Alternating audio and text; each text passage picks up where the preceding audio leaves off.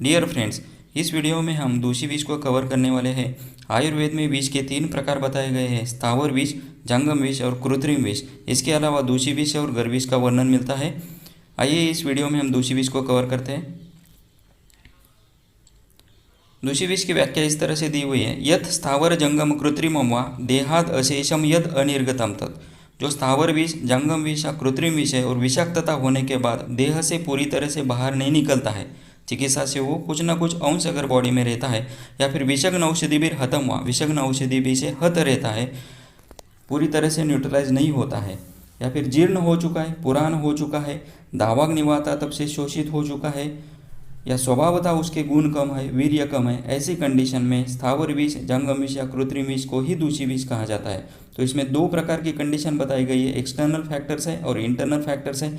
External factors में बाहर पड़ा हुआ विष है और जीर्ण हो चुका है, पुरान हो चुका है, शोषित हो चुका है दावाग्नि वात और आतप से, या फिर स्वभावतः उसके गुण कम हो चुके हैं, उस कंडीशन में उस स्थावर जंगम कृत्रिम विष को दूषी विष कहते हैं। या फिर विषाक्तता होने के बाद, बॉडी के अंदर जाने के बाद ट्रीटमेंट करते हैं और ट्रीटमेंट करने के बाद पूरी तरह से बाहर नहीं निकलता है, या फिर विषग्न औषधि भी से हत होता है, तो उस कंडीशन में स्थावर जंगम कृत्रिम विष को दूषी विष कहा जाता है।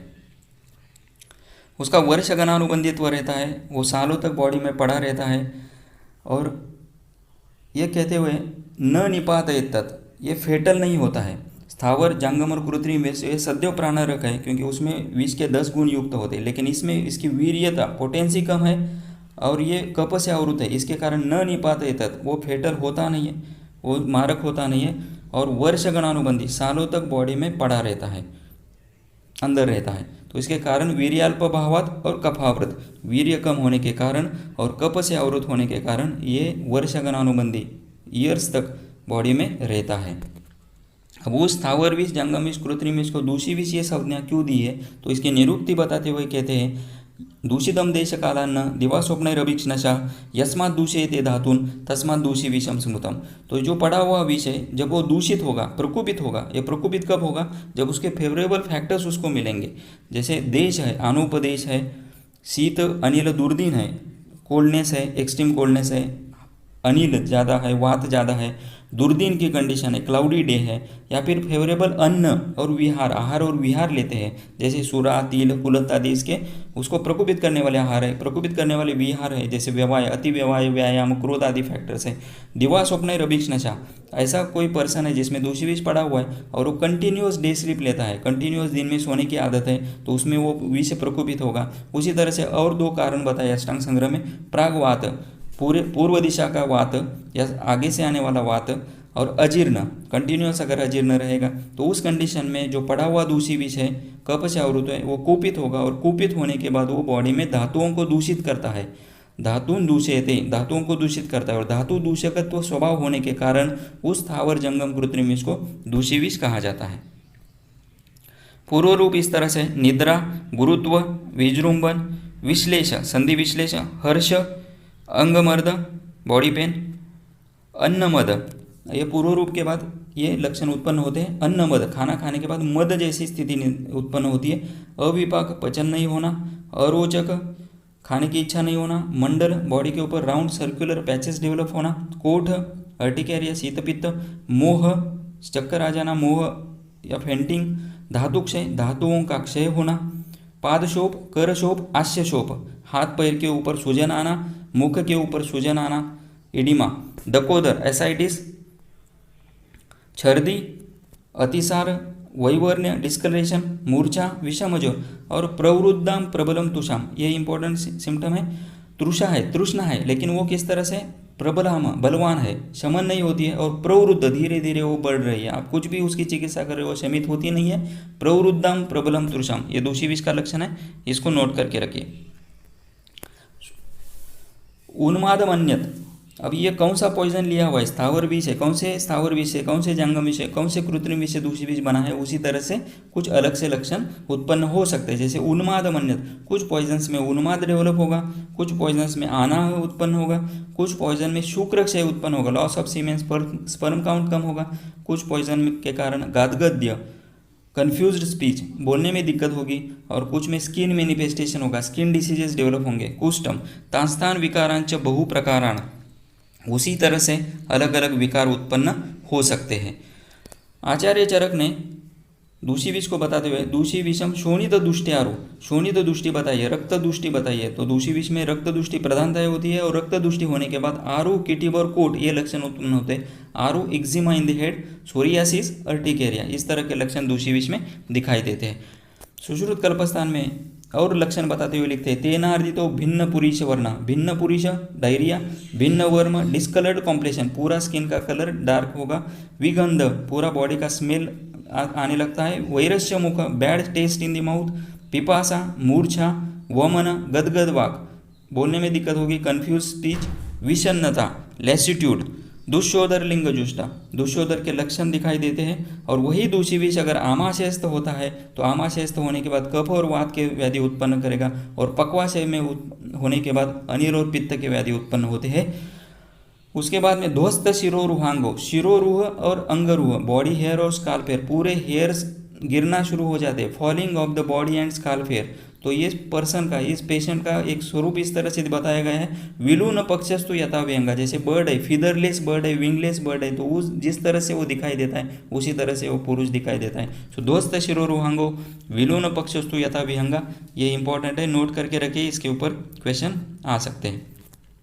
स्थितम रसादिषु यथोक्तान धातु प्रभावान विकारान करोति, धातुओं में धातु दूषक स्वभाव है तो धातुओं में आश्रित होगा, धातु को दूषित करेगा, तो जिस धातु की दुष्टि होगी उस धातु प्रदूषक विकार उत्पन्न होंगे। और इस पॉइजन का, इस दूषी विष का कोप कौन से ऋतु में होगा, तो शीत ऋतु में, अनिल जहाँ पर वात ज़्यादा है, दुर्दीन क्लाउडी डे है, तो इसमें ये इसके सिम्टम्स एग्रीवेट होते हैं, तो ये विष प्रकोपित होता है। याति आशुप कोपम, इमीडिएटली इसका कोप होता है शीत, अनिल और दुर्दीन में।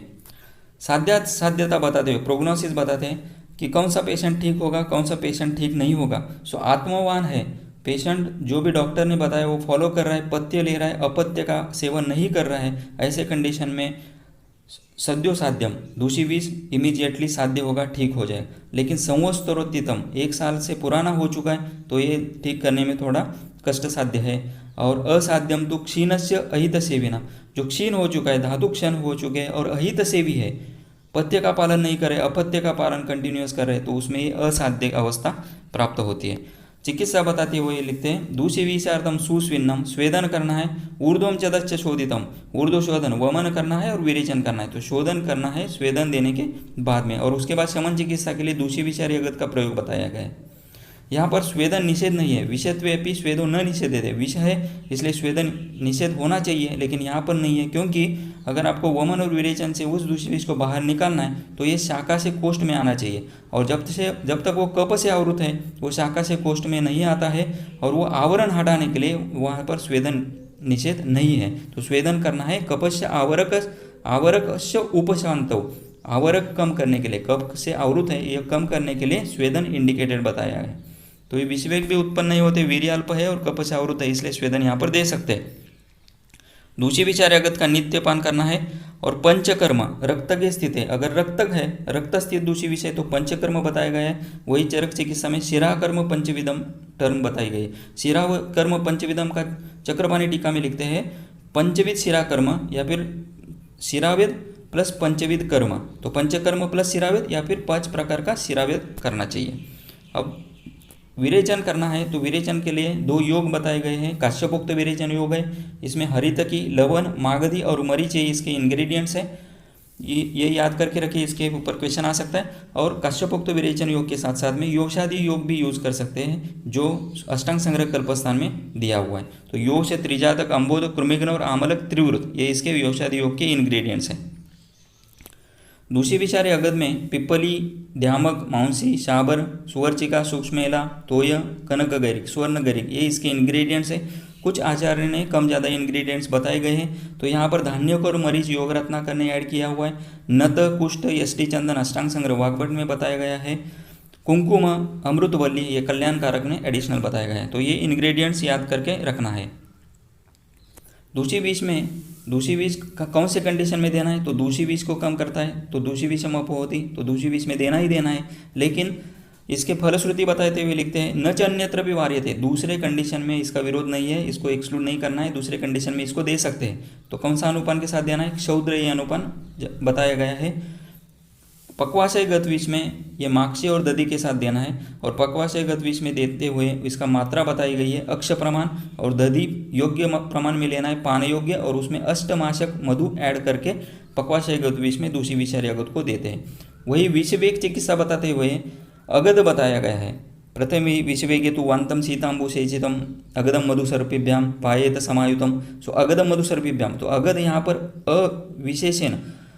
अविशेषेण अगध श्रुत्या, तो यहाँ पर नाम बताया नहीं है। तो इस कंडीशन में दूषी विष में जहाँ पर भी वेग की चिकित्सा करते हैं और नाम बताया नहीं अगध का, तो वहाँ पर दूषी विषारी अगध ही देना है। योग रत्नाकर में दूषी विष और गर्विष का व्याख्या देते हुए लिखते हैं कि संयोगज विष दो प्रकार का है, दूषी विष और गर्विष, और वहाँ पर सविष द्रव्य के संयोग को दूषी विष कहा गया है और निर्विष द्रव्य के संयोग को गर्विष कहा गया है। तो ये भी याद रखिए। Thank you very much friends. I hope so this video will be helpful for you. We will meet in the next video. Thank you once again.